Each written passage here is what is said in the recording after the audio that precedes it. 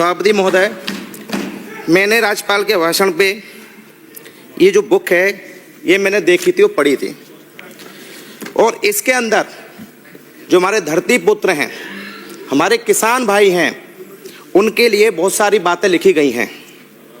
क्या ये वास्तव में धरातल पे है या राज्यपाल महोदय जी को असत्य बात कहलवाई गई? हमें तो अब तक ये लगता है कि असत्य बातें कहलवाई गई हैं। तो अगर वो सब असत्य बात है इसलिए हैं क्योंकि हमारे पूर्व उपराष्ट्रपति महामहिम जी भी रोए थे, धनखड़ साहब, वो किसान की वजह से रोए थे, वो परेशान भी थे, उनका इस्तीफा भी ले लिया गया था। इसीलिए इस बजट के अंदर जो आने वाला है उसमें किसान भाइयों का जरूर ध्यान रखा जाए, क्योंकि मैंने इसमें बिंदु संख्या 40 से 63 तक जब देखा था जो 1427 करोड़ रुपए किसानों के लिए बात की गई थी। अल्पकालीन ब्याज भी 44,355 करोड़ का था, फसल ऋण 2,834 करोड़ था, कृषि यंत्रीकरण के लिए 58 करोड़ रुपए का था और पाइपलाइन हेतु 152 करोड़ रुपए का अनुदान था। जब इतनी सारी चीज़ें हैं तो किसान भाई क्यों रो रहा है और क्यों परेशान है? पहली बात तो ये। इसके अलावा हम आगे चलते हैं तो हम बात करते हैं युवा बेरोजगारों की। आपने बताया है कि 1 लाख भर्ती की जाएंगे, हम तो ये कहते हैं आप 1 लाख भर्ती करिए और ज़्यादा करिए, लेकिन जो हमारे 5,000 राजीव गांधी युवा मित्र जो बेचारे बेरोजगार हो गए, वो सदन धरने पे भी बैठे थे, आप उनके लिए भी कुछ करिए। क्योंकि आप सिर्फ अगर राजीव गांधी जी के नाम से अगर आपको परेशानी है तो आप नाम बदल दीजिए, लेकिन आप उनका भी सोचें और आप उनको भी इस भर्ती में शामिल करें, उनका कुछ ना कुछ तो करें इस चीज़ के लिए। साथ ही मैं आपको ध्यान देना चाहूँगा, माननीय मंत्री जी बैठे हुए हैं, स्वास्थ्य मंत्री जी नहीं है तो अपने सभापति महोदय आपके माध्यम से सदन में कहना चाहूँगा कि अधिनियम 1965 की धारा 19B के तहत हमारे 108, 104 जननी सुरक्षा पे जो हमारे भाई काम कर रहे हैं तो उनको आप बोनस प्लस मेरिट के हिसाब से उनको भी लिया जाए। आज वो भी परेशान है क्योंकि आप उनको 10-12 हज़ार रुपये महीने का उनको मेहनताना मिलता है। अगर आप उनको ले लेंगे तो उनको CHO में परमानेंट नौकरी लग जाएगी और वो 6-6, 7-7 साल से काम भी कर रहे हैं। तो मैं चाहूँगा कि अगले बजट में जो आ रहा है आपका 26-27 उसके अंदर उनकी भी बात कही जाए। साथ ही सबसे बड़ा मुद्दा, हम जनता क्लिनिक खोल रहे हैं और जनता क्लिनिक के अंदर हम प्लेसमेंट कंपनियां जो लेते हैं टेंडर के माध्यम आ रही हैं, जिस सभी सदस्यों को विचार करना चाहिए इसके माध्यम से सभी सदस्यों को कि उसके अंदर pharmacist, GNM, 4th grade doctor सबको लिया जाता है और अनुभव विहीन लिया जाता है। उनको कोई अनुभव नहीं है, सिर्फ प्लेसमेंट कंपनियां अपनी साठगांठ करके 2-4 लाख रुपए लेकर के उनको रखते हैं जिससे उनको बोनस मिले, लेकिन उनको जब अनुभव ही नहीं है तो ये हमारे जो भी हमारे स्वास्थ्य के लिए जाते हैं उस क्लिनिक पे उनके स्वास्थ्य के साथ खिलवाड़ है। इस पर भी संज्ञान लेना चाहिए, क्योंकि इसमें हम विधायक सभी साथी बैठे हुए हैं या कोई भी अधिकारी जब बात करता है तो CMO साहब ये भी कह देते साहब हम क्या कर सकते हैं, टेंडर उसके नाम निकला है और वो जो दे रहा है हमको अपना कर्मचारी दे रहा है उसको हम लेना पड़ेगा। तो इसमें सोचने वाली बात है, पूरा सदन इसमें सोचे। साथ ही इसमें राजीव का भी जो राज्यपाल जी ने अभिभाषण दिया उसके अंदर राजीव के बारे में बात कही गई थी। तो मैं धौलपुर जिले के अंदर स्वयं सहायता ग्रुप हैं, वहाँ बहुत बड़ा घोटाला हो रहा है। मैं चाहूँगा सदन में सभापति महोदय आपके माध्यम से कि उसकी जांच, उस घोटाले की जांच की जाए, क्योंकि 2 प्रकरण तो मेरे सामने आए थे जिसके अंदर 30-30 लाख रुपए तक का घोटाला हुआ, लेकिन आज वो जांच ठंडे बस्ते में पड़ी है। तो मैं चाहूँगा कि उसकी जाँच की जाए। साथ ही मंत्री महोदय जी, खाद्य सुरक्षा मंत्री, मैं खाद्य आपूर्ति मंत्री से निवेदन करूँगा कि खाद्य सुरक्षा के अंदर 54 लाख सक्षम लोगों ने विभिन्न माध्यम से नाम उठाए गए, लेकिन मैं ये कहना चाहूँगा जो आपने इसमें लिखा है अभिभाषण के अंदर कि 54 लाख सक्षम लोगों ने लाभ छोड़ा, क्या 54 लाख लोगों की आपने जांच की कि वास्तव में उन्होंने या कोई शपथ पत्र दिया, उन्होंने या कोई एफिडेविट दिया या जांच के माध्यम से छोड़ा, उन्होंने ये लाभ छोड़ा? माननीय सभापति महोदय, BPL, अंत्योदय, विकलांग, विधवा, एकल नारी और ऐसे गरीब परिवारों के नाम उठाए गए हैं जिनको कोई सूचना नहीं दी गई और पता नहीं आनंद फानन में से नाम उठाए गए हैं। और हम DSO साहब से और कलेक्टर साहब से कहते हैं कि महोदय इनके नाम जोड़िए, वास्तव में गरीब हैं लेकिन उनके नाम आज तक नहीं जोड़े गए हैं। तो ये 54 लाख जो सक्षम पात्र लोगों ने जो लाभ छोड़ा है, क्या इसकी आप जांच कराएंगे कि वास्तव में ये लोग हटाए गए हैं या अपनी स्वेच्छा से हटे हैं? उसमें बहुत सारे पात्र ऐसे लोग हैं जो वास्तव में बहुत गरीब हैं और उनकी इतनी दयनीय स्थिति है कि वो 2 वक्त की रोटी के लिए भी उनके लाले पड़ रहे हैं। साथ ही नरेगा, जिसका नाम बदल करके बीबी राम जी कर दिया, ये अच्छी बात है। चलो आपने 100 के बजाय 125 दिन तो बढ़ाए, हम इसका आपको समर्थन कर देंगे, लेकिन इसमें काम की गारंटी क्या है, ये मेन मुद्दा आता है। आप लोग औसत उठा के देख लिए कि कभी नरेगा के अंदर मजदूर को 55 से 60 दिन ही रोजगार मिला है 100 दिन के अंदर, तो आप 125 कहाँ से मिल जाएगा? साथ ही इसके अंदर कोई गारंटी नहीं है कि काम उसको कैसे मिलेगा, किस जिले में, किस ग्राम पंचायत में, किस ब्लॉक के अंदर और किसके माध्यम से काम मिलेगा। सिर्फ ये छल, और जो अंतिम पंक्ति में बैठा हुआ मजदूर व्यक्ति है उसकी कमर को तोड़ा गया है। अतः ये नरेगा के साथ जो एक्ट का खिलवाड़ किया है ये बहुत गलत किया गया है।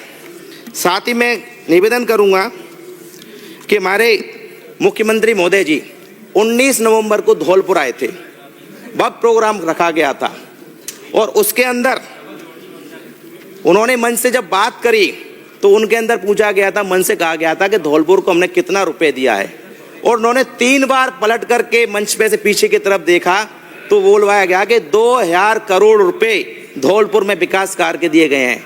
माननीय सभापति महोदय जी, 2000 करोड़ तो आप छोड़ दीजिए, अगर 200 करोड़ रुपए धौलपुर के दिए गए हैं तो मुझे बता दें। आज धौलपुर जिले के साथ तो बहुत सौतेला व्यवहार किया जा रहा है। आप किसी भी चीज में देख सकते हैं, आप दोनों बजट सत्र देख लो, धौलपुर में आपने दिया क्या?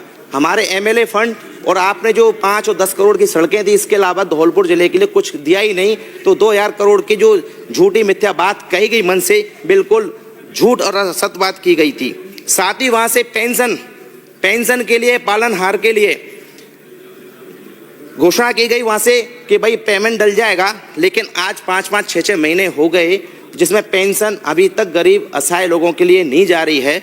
मंत्री जी कहते हैं कि हमने दे दिए, दिसंबर का भी कर दिया, ईसीएस हो रहा है, लेकिन आज 5-5, 6-6 महीने हो गए, वास्तव में लोगों को पेंशन नहीं मिली। साथ ही मैं कहना चाहूँगा, माननीय स्वास्थ्य मंत्री जी बैठे हुए हैं, इस सदन के माध्यम से कहना चाहूँगा कि सर दिव्यांग प्रमाण पत्र पिछले 5-6 महीने से नहीं बन पा रहे हैं।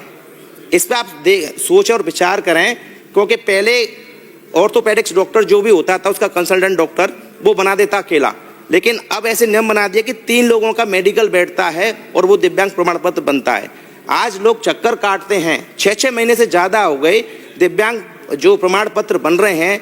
आज इतने सारे पेंडेंसी है, इस पर आप गौर करें, कोई टाइम बाउंड बनाए कि भाई आपने ऑनलाइन फॉर्म भर दिया, ऑटो जनरेट डेट मिल जाएगी और उस डेट को आदमी पहुंचे और उसको दिव्यांग प्रमाण पत्र मिल जाए। वो बेचारा परेशान होता है, भागता है, कैसे जाएगा। इस पर भी आप थोड़ा गंभीर तरह से सोचें और विचार करें। साथ ही कानून व्यवस्था, आंकड़े आपने कम दिखाए महोदय जी। ये मेरा सौभाग्य है कि मैं जब भी बोलता हूं आप सामने सभापति होते हैं, तो इसलिए प्लीज मुझे सबसे लास्ट में बचाऊं, मुझे खुल के टाइम देने। आज कानून व्यवस्था के ऊपर, कानून व्यवस्था के अंदर आंकड़े कम दिखाए जा रहे हैं।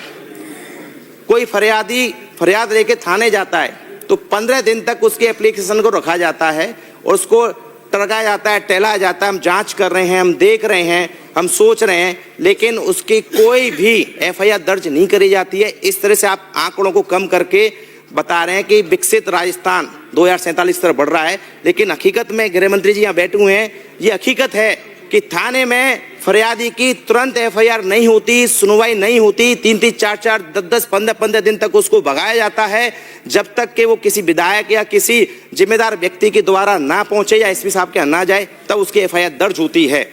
इसीलिए इसमें भी आप गौर करें कि भाई 24 घंटे के अंदर अगर कोई फरियादी थाने पहुंच रहा है तो उसके फरियाद को सुनते एफआईआर दर्ज कराई जाए। साथ ही मैं निवेदन करूंगा, इसके अंतर्गत मेरे बसेड़ी विधानसभा के अंदर बिराजो सर 5 मिनट बस 5 मिनट 5 मिनट सर, निवेदन सर 5 मिनट मैं खत्म कर दूं 5 मिनट सर ने। माननीय आपका 10 सभापति महोदय 5 मिनट से माननीय, जल्दी हो रहा है मन सभापति महोदय। No extra please. माननीय सभापति महोदय जी, हमारे यहाँ पे मंत्री जी बैठे हुए हैं।